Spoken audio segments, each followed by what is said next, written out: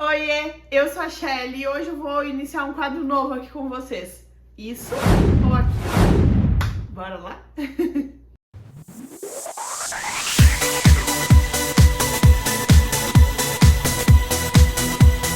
Gente, então, eu imaginei esse quadro para poder explicar melhor algumas coisas para vocês. E se vocês tiverem alguma sugestão disso ou aquilo, deixa aqui nos comentários para mim que eu posso fazer uma parte 2 desse vídeo aqui, tá bom? Então, bora lá! Resina de couro UV, resina de proteção UV. Eu quero comparar duas coisas aqui que o pessoal confunde e também mostrar as diferenças para vocês, tá? Qual que é a diferença entre a resina de couro UV e a resina de proteção UV? Vou deixar uma fotinho aqui de como é a resina de couro UV e como é a resina de proteção UV, certo? A resina de couro UV, ela é uma resina que é um componente só, geralmente um potinho pequenininho, e ela é uma resina que seca a luz UV. Então, você vai colocar ali a resina, vai botar onde você quer, vai ligar uma cabine de luz UV ou uma lanterna de luz UV e ela vai curar, vai secar ali em alguns minutinhos e vai estar pronto. Agora, a resina de proteção UV, ela é uma resina que tem uma proteção contra raios ultravioleta para adiar o amarelamento dessa peça. Então, geralmente é uma resina comum, com dois componentes, resina e endurecedor, dois potinhos, né, um para cada coisa, e você faz a mistura normal, ela tem uma cura normal aí, dependendo da resina, de 8, 10, 12 horas, mas ela tem um adicional de proteção UV contra o amarelamento dessa peça, certo? Então a pessoa confunde aí no começo, quem ainda não tá muito familiarizado, a diferença das duas resinas e agora tu não vai mais esquecer. Álcool isopropílico ou fogo? Qual que é o melhor, hein? Então, eu te digo que cada um tem uma especialidade diferente, vamos dizer assim. Eu uso os dois. Sobre o fogo, quais são as formas de usar o fogo, né? Quais são os foguinhos que a gente usa aí? Eu uso o isqueiro acendedor. Maçarico, ele é bem perigoso para usar nas peças, tá? Eu já falei isso em outros vídeos e volto a reforçar para vocês. O maçarico, ele tem uma chama projetada e essa chama, ela é bem forte e ela pode e vai derreter o teu molde. Então, use o maçarico em peças sem molde. Por exemplo, tu vai fazer uma tábua resinada, pode usar o maçarico à vontade.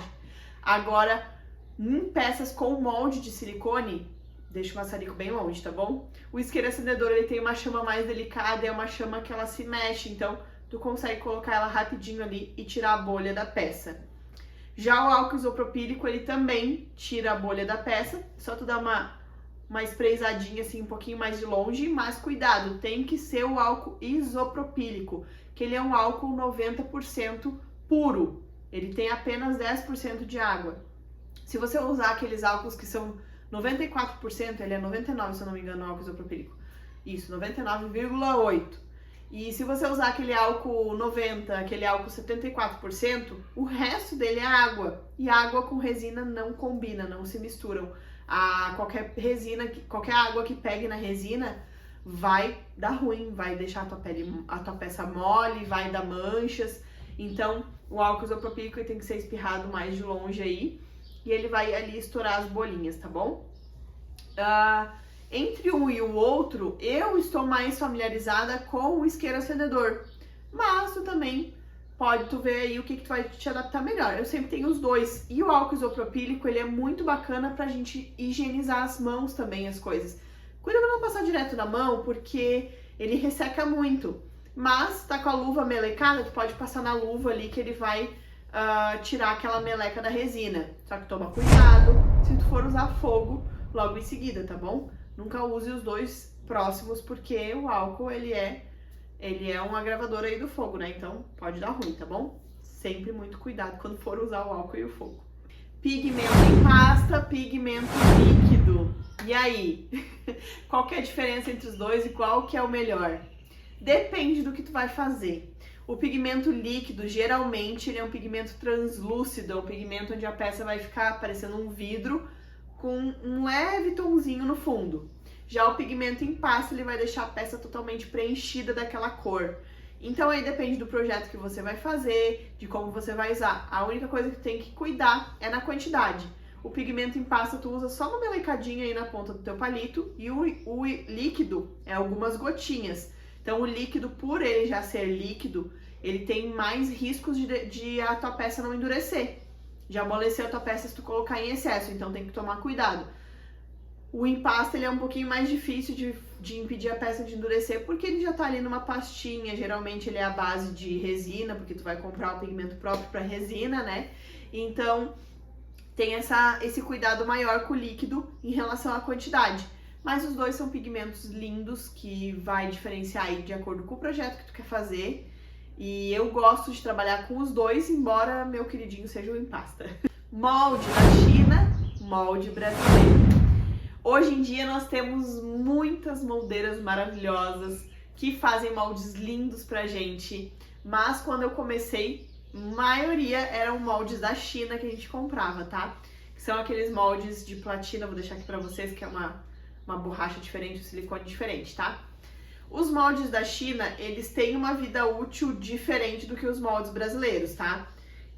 Geralmente os moldes da China, eles são uma camadinha bem fininha de silicone. Com o tempo, com a resina aquecendo ali dentro, ela vai amolecendo, vai ficando esgamelado, e aí a gente tem uma vida útil menor. Já os moldes brasileiros, eles são de uma borracha, geralmente eles são mais grosso, então eles têm uma base mais sólida ali para nossa peça e eles custam um pouco mais a envelhecerem, assim, a ficar alargados, mas eles podem perder o brilho, eles podem rasgar também durante o uso, tá? Então, ressalvo aqui para vocês, nenhum dos dois moldes são eternos. Os moldes para resina vão se desgastando porque a resina esquenta o silicone e o silicone vai desidratando. Então é sempre bom vocês manterem aí uma pausa entre os moldes. Usou o molde hoje, dá uma pausa aí de pelo menos 24 horas para usar o molde de novo. Hidratar o molde de vocês, tá? Então tomem cuidado com isso. Se vocês quiserem aprender um pouco mais sobre tudo isso que eu tô falando aqui mais detalhadamente, o meu curso está em promoção ainda, quando lançar esse vídeo. Então, clica aqui na descrição, dá uma olhada, o nosso curso ele é completo, do zero ao avançado, com suporte, com acesso sem data para terminar. Então dá uma olhadinha aqui na descrição que você vai gostar do curso, viu? E aproveita a promoção. Impressora jato de tinta, impressora a laser. Esse é um pouquinho mais complicado de eu explicar para vocês, mas eu vou tentar. A gente já tem um vídeo aqui no canal muito bem explicadinho só sobre impressoras, inclusive com exemplos. Então dá uma olhadinha aqui também que você vai gostar desse vídeo. Mas assim, ó, as duas impressoras são usadas para resina, mas elas têm tarefas diferentes. Então, por exemplo, assim, se você quiser uma impressão em dourado, em prata, holográfica, arco-íris, a impressora laser, ela te possibilita passar um foil depois da impressão numa laminadora e essa peça sair, essa transparência, né, essa impressão, sair com essa aparência do foil, dourado, arco-íris, holográfico, tá? Já a impressora jato de tinta, ela sai colorido e preto e branco, e preto, né? Então, assim, o branco, ele não existe na impressão, a folha que é branca. E geralmente na resina a gente usa um papel transparente. Então a gente perde o branco, a gente fica com a ausência do branco. É outra coisa também que você consegue na impressora laser, que é passar um foil branco quando você precisa da letra em branco. Então, a impressora a laser, ela tem uma impressão em pó, que é o que permite grudar as coisas quando a gente coloca na laminadora, né? Gruda o foil ali e transfere para ela. Já a impressão jato de tinta, ela é um líquido, então ela só tem as cores ali que a gente imprime nela ali na hora que tu estiver imprimindo, né? Por exemplo, uma foto verde, um desenho amarelo, enfim. Então, depende do que tu precisa, do que tu quer, né, pro teu projeto, tu vai precisar de uma impressora diferente. Hoje eu tenho as duas opções de impressora, mas por muito tempo eu usei só jato de tinta e deu super certo, tá? Tem alguns vídeos aí que ensinam a passar uma purpurina, uma mica, na impressão jato de tinta e transformar ela na cor. Eu ainda não testei. Se vocês quiserem que eu teste, deixa aqui nos comentários que eu faço esse teste aqui em vídeo pra vocês. ver se dá certo, né? Imprimir na transparência o nome em preto, por exemplo, na jato de tinta. E aí a gente passa ali uma purpurina dourada, prata, enfim, e transforma a fonte vai ficar nesse tomzinho ali, né? Vamos ver se dá certo. Se vocês quiserem, deixa aqui nos comentários. E espero muito que vocês tenham gostado do vídeo. Se você gostou, já deixa o like aqui. Se inscreve no canal para te acompanhar mais vídeos. Estou recém retornando da minha licença maternidade com esses vídeos assim mais explicativos para vocês. Mas logo logo meu ateliê está em construção, vai ficar pronto e a gente volta a resinar com tudo, tá bom? Espero você por aqui mais vezes.